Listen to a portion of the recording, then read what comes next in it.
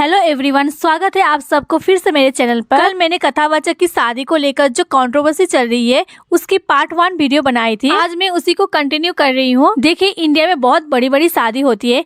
इन कथावाचक ने जिस तरह से शादी की है, इनसे भी बड़ी बड़ी शादियाँ इंडिया में हुई है, लेकिन इनकी शादी कंट्रोवर्सी में क्यों बनी है इसका रीजन मैंने कल के वीडियो में बताया था। फिर भी जो नए व्यूअर्स है उनके लिए मैं थोड़ा सा बता देती हूँ। दरअसल इन जो कथावाचक है, इनकी कथनी और करनी में बहुत ज्यादा डिफरेंसेस देखने को मिला है। दरअसल उनके शादी होने के बाद उनके मेहंदी के, संगीत के और शादी के फोटोज वायरल होने लगे। शादी के फंक्शन में ये दोनों कपल महंगे महंगे ड्रेसेस पहन रहे हैं। सुनने में तो ये आ रहे हैं कि ये दोनों ने सब्यसाची की ड्रेस पहने हैं। वाईटी से लेकर इंस्टाग्राम, फेसबुक, ट्विटर, हर जगह इनकी सारी शादी की फंक्शन की वीडियोस, फोटोज वायरल हो रही है। इनकी शादी की फोटोज, वीडियोस देखकर लोग इतने चिड़े हुए क्यों है? इसका मेन रीजन ये है कि दरअसल ये वो कथावाचक है जो अपने मंच पे बैठने के बाद ये बोलते हैं लोगों को मोह माया में नहीं फंसना चाहिए, लोगों को लालच नहीं करना चाहिए और पैसे ज्यादा शादी विवाह में नहीं खर्च करना चाहिए। ये सब सांसारिक चीजें हैं, इसमें मैं ज्यादा पसंद नहीं होता हूँ। और मैं जब दूसरों की शादी में जाता हूँ तो मेरा इंद्रिय वहाँ पर काम नहीं करता है,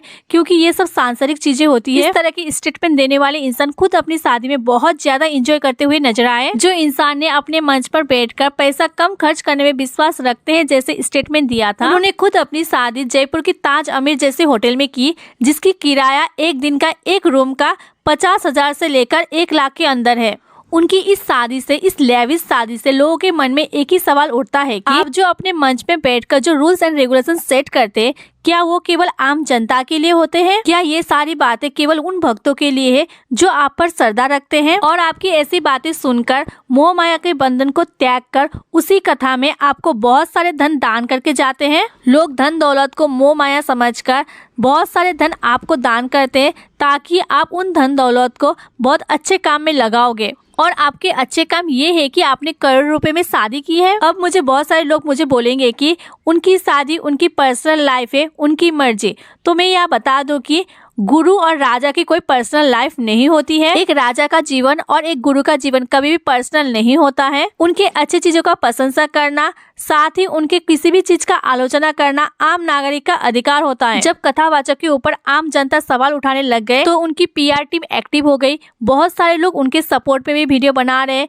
कोई बोल रहा है कि कथावाचक के ऊपर लोग जल रहे हैं, तो कोई बोल रहे हैं कि क्या कथावाचक ने आपके पैसे से शादी की है? आपके पैसे से नहीं, बल्कि बहुत सारे जनताओं ने उनको पैसे दिए हैं। और शायद जो सवाल उठा रहे हैं उनके परिवारजनों ने भी दिए होंगे वहाँ पर जाकर दान। ठीक है, एक बार के लिए मानते हैं कि उन्होंने दान के पैसे से शादी नहीं की है, बल्कि वो खानदानी रईस होंगे, उनके भंडार भरे पड़े होंगे पैसों से और उसी पैसे से उन्होंने शादी की है। फिर भी कथावाचक जी गलत साबित होते हैं, क्योंकि उन्होंने अपने मंच पे बैठकर बोला था कि ऐसी जगह पर शादी विवाह में मेरी इंद्रियां काम नहीं करती है, ये सब मोह माया है, ज्यादा पैसा खर्च नहीं करना चाहिए। तो अब उनकी इंद्रियां कैसे काम करने लग गई? तो यही सारे सवाल लोग उठा रहे हैं उनके लिए। अब आते हैं उनके पत्नी के ऊपर। उनकी पत्नी को लेकर भी बहुत सारी बातें चल रही है, बहुत सारे अफवाह फैल रही है।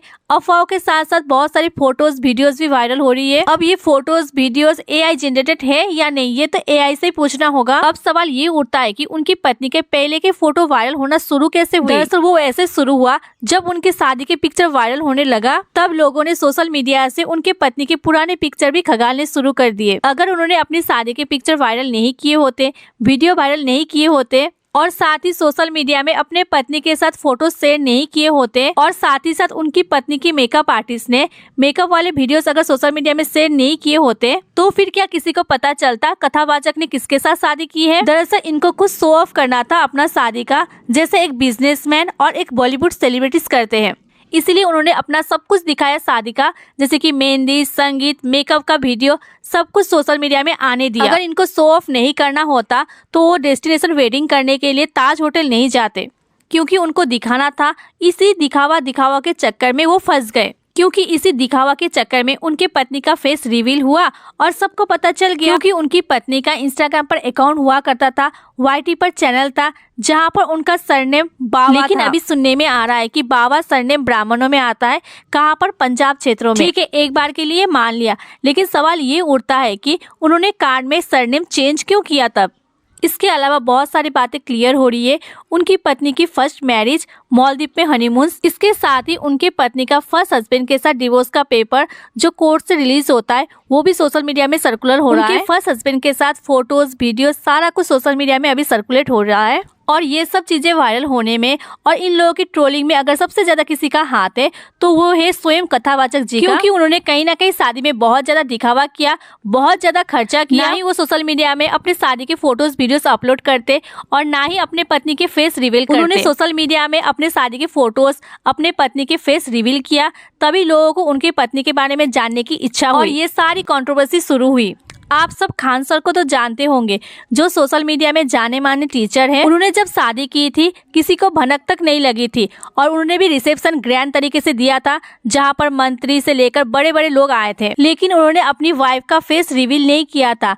और आज शादी का 1 साल होने को है, अभी तक उन्होंने अपनी वाइफ का फेस रिवील नहीं किया है। तो मुझे लगता है कहीं ना कहीं दिखावे के चक्कर में उनकी लाइफ में इतने शुभ मुहूर्त पर इतनी बड़ी कंट्रोवर्सी हुई है। देखिए, एक डिवोर्सी से शादी करना कोई गलत बात नहीं है। अगर एक कथावाचक एक डिवोर्सी से शादी करेंगे तो समाज में बहुत अच्छा संदेश जाएगा। लोगों का गुस्सा उनके ऊपर इसलिए भी फूट रहा है क्योंकि वो किसी भी बात को एक्सेप्ट तो नहीं कर रहे, साथ ही जो उनकी रियलिटी सामने लाने की कोशिश कर रहे, उनको डरा धमका दिया जा रहा है, उनके पीआर टीम के तरफ से स्ट्राइक भेजा जा रहा है। तो इतना ज्यादा खौफ क्यों? अगर उन्होंने कुछ गलत नहीं किया है तो सामने आकर वो अपनी बातें क्लियर कर सकते हैं, उनके पास मंच है। इन चीजों के बारे में कोई बोल ही नहीं रहा है, बल्कि जो उनके खिलाफ वीडियो बना रहे हैं उनको डराया धमकाया जा रहा है। यहाँ तक कि एक लड़की जो फेसलेस वीडियो बनाती है यूट्यूब पर, उसको स्ट्राइक भेजा गया है। फिर होता क्या है, वो लड़की मेल पर स्ट्राइक हटाने की रिक्वेस्ट करती है, फिर वो लड़की को मेल पर व्हाट्सएप नंबर दिया जाता है जहाँ पर वो लड़की चैट करती है। फिर से वो लड़की व्हाट्सएप पर रिक्वेस्ट करती है कि उसकी स्ट्राइक हटाया जाए, लेकिन उनके साथ फ्लर्टिंग किया जाता है, जो कि उन्होंने अपने चैनल पर प्रूफ के साथ डाला है। अगर आप लोग बोलोगे तो उनके चैनल का लिंक मैं अपनी कम्युनिटी पर शेयर कर दूंगी।